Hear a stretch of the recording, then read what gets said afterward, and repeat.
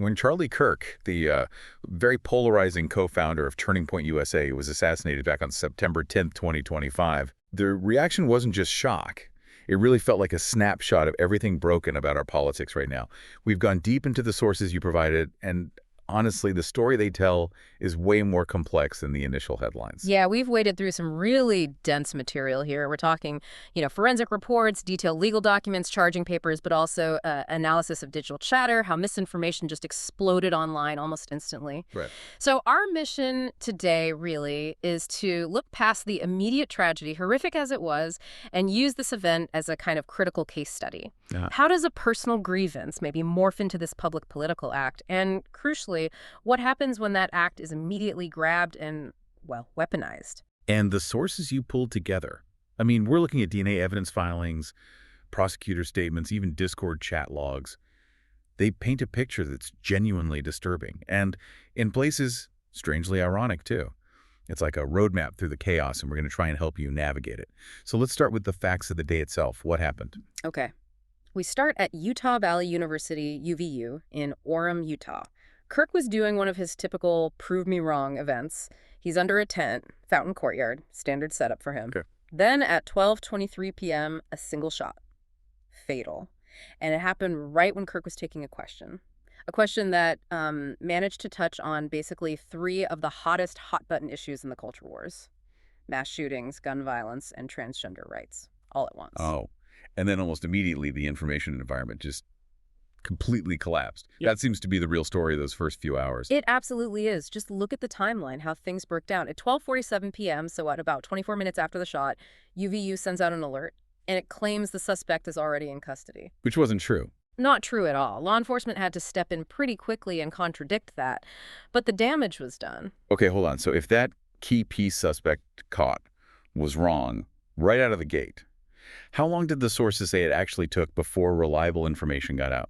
Well, that's the staggering part. The gap was almost 4 hours long. You had President Trump announcing Kirk's death on social media around 2:40 p.m. That's way before any official confirmation from authorities. Right. It wasn't until 4:30 p.m., 4 hours after the shooting, that police finally officially confirmed Kirk's death and had to clarify that no, contrary to that initial university alert, the suspect was definitely still at large. 4 hours. Yeah.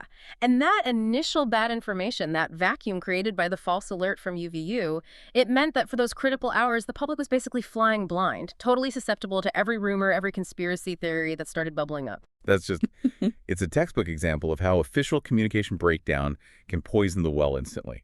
When the facts aren't there, narratives rush in. But what's so striking is the contrast between that national digital chaos and how the actual manhunt ended. Very differently. That's where the sources offer this really powerful kind of counter-narrative to all the polarization talk. The suspect, Tyler Robinson, he actually surrendered peacefully the next day, September 11th. Okay. And he did this with direct help from his parents and also a family friend who, it turns out, was a retired police detective. Now that's the really fascinating part, because the sources mention Robinson's family. Their political views differed quite significantly from his. He'd moved more to the left, they were described differently. Right. Yet even with that deep political divide, they stepped in, they facilitated his surrender. It feels like this core human connection, family ties, somehow cut through the very polarization that seemed to be driving the whole tragedy. It's a stark contrast, absolutely. Meanwhile, the legal wheels turned fast. Robinson's now facing aggravated murder charges that's potentially a capital offense in Utah. Also, felony discharge of a firearm and obstructing justice. That last one seems related to alleged witness tampering involving his partner. And the prosecution's case looks strong. Seems so. They have compelling evidence, including DNA found on the rifle that matches Robinson. So that peaceful surrender, it really stands out against the act itself. Yeah. Which brings us inevitably to the motive. The what happened is fairly clear, but the why. That's where, according to the sources, this story gets really personal and deeply unsettling. Yeah, the alleged motive is this complex mix. It's personal and political fused together. Robinson, he's 22. His mother apparently noted this significant political shift he had undergone, moving to the left. Okay. And specifically becoming very supportive of gay and transgender rights. This apparently followed a romantic relationship he had with a transgender person. And that personal shift caused major friction at home. That's what the sources indicate. They described these controversial conversations he was having with his father. His father was characterized in the documents as, quote, a diehard Mago supporter. Right. So the political target Kirk, who's obviously a huge figure in the culture war, he almost becomes a stand-in, a proxy for this really intense family conflict playing out inside Robinson's own house. It seems that way. Yeah. And the digital evidence trail laid out in the charging documents, it's pretty chilling. Robinson apparently left a note for his partner, found under his keyboard. It said, quote, I had the opportunity to take out Charlie Kirk, and I'm going to take it. Wow. And it also revealed he'd been preparing for more than a week. And didn't he also send text messages? He did. Texts that explicitly linked the act to politics, but again, with that personal, ideological edge. He confessed, quote, I had enough of his hatred. Some hate can't be negotiated out. It connects directly to Kirk's public persona and rhetoric. So if we zoom out slightly, thinking about modern radicalization, Yeah. the sources pointed to something else, didn't they? Something about the tone, this sort of ironic detachment. Yes, and this is where it gets particularly strange and, frankly, quite modern. Investigators found online chat messages, Discord logs. Robinson was apparently joking about the murder the very next day after it happened. Joking. Yeah, quipping about maybe needing a doppelganger, needing to get rid of a manifesto and exact copy rifle. Just very casual, almost performative.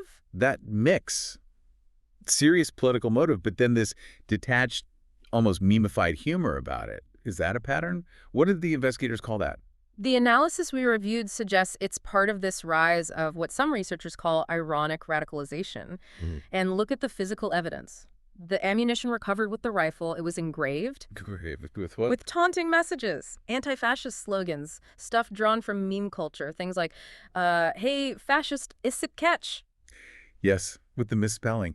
And even a reference to Bella Ciao, the Italian anti-fascist anthem. Engraving slogans on the bullets. That takes it to another level, doesn't it? It feels so performative. Like the act itself wasn't enough. It needed this commentary layered on top. Exactly. And it's this combination, the deeply felt political grievance mixed with this detached, almost flippant internet humor that suggests how someone can maybe adopt these extreme views online within certain subcultures without necessarily showing those traditional real-world red flags we used to look for in, dangerous ideologues. It sort of blurs the lines, doesn't it, between online talk and deadly action. Right. Which I suppose leads us directly to the immediate political reaction.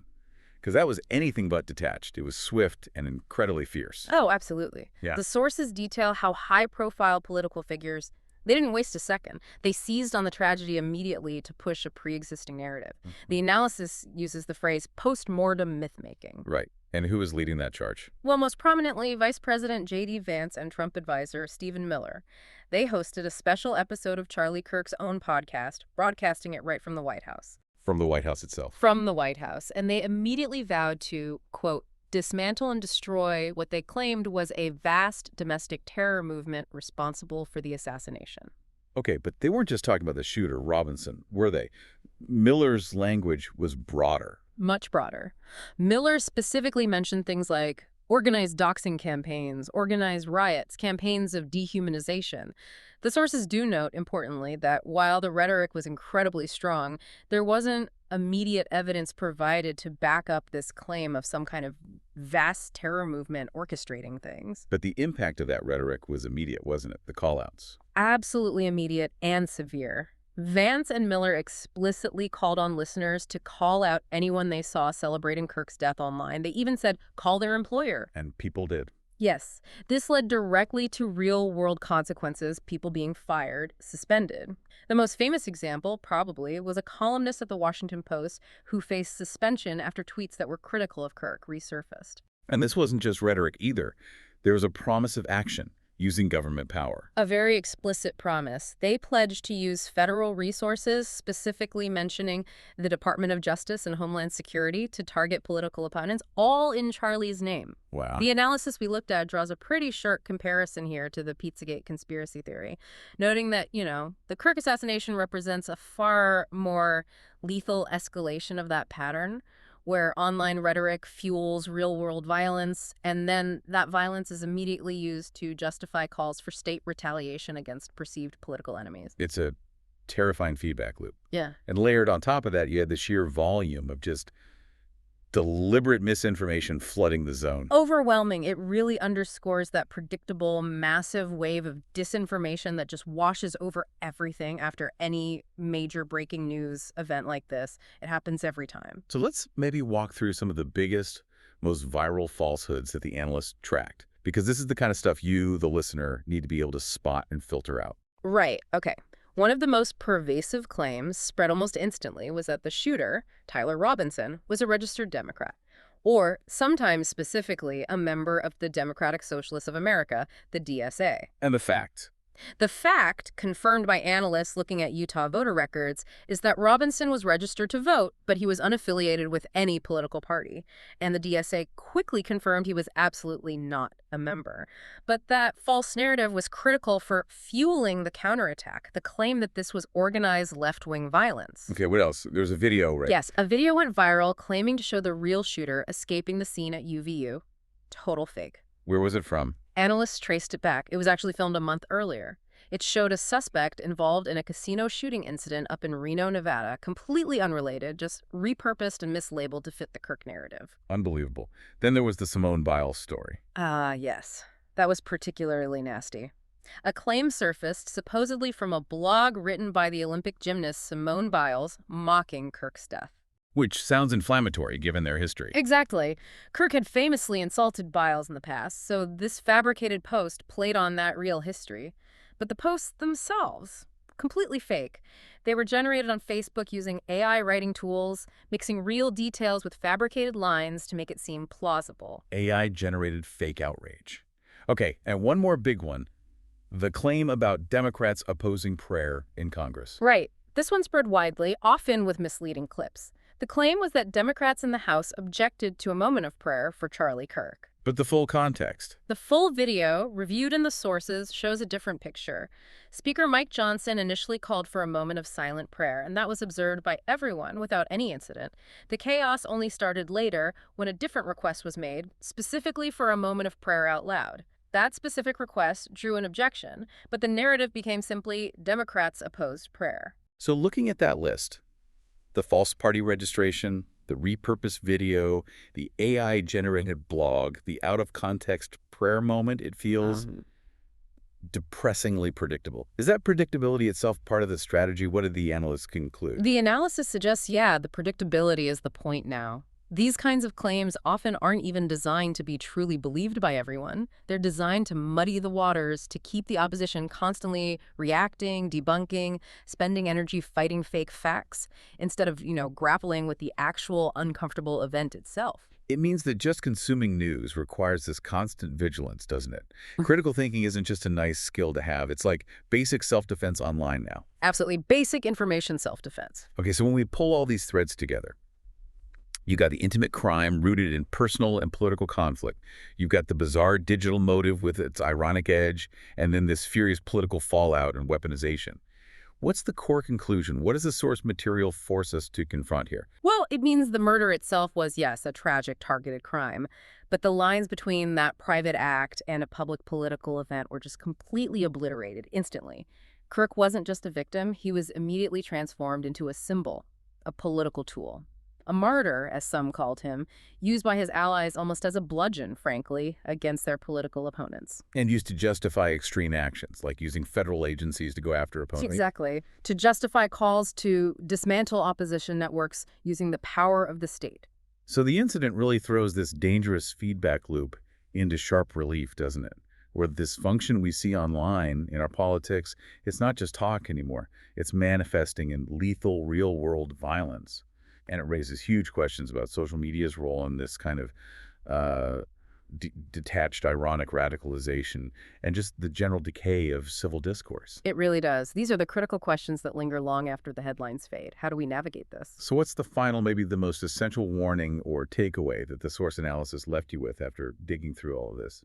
It's a tough one, actually. It's a challenge that cuts right to the heart of the polarization driving so much of this. The sources seem to suggest that the moment we react to this kind of targeted political violence by shutting down debate, by retreating into our corners, by meeting rhetoric with threats, well, we essentially prove the killer's point, that hate can't be negotiated out, that dialogue is pointless. The only real path forward, difficult as it is, seems to be to insist on continuing the argument, to keep debating, even when it's uncomfortable, even when it's fraught, and to fundamentally resist that urge, whether it comes from the fringes or the mainstream, to use violence or even just the threat of violence as a tool to silence people you disagree with. That resistance, Mm-hmm. resisting the urge to shut down debate, resisting the myth-making, resisting the cycle of retaliation. Maybe that's the real challenge this whole tragic case leaves us and leaves you, the listener, with. Something to definitely mull over the next time. Inevitably, a political flashpoint like this erupts and the information chaos begins all over again.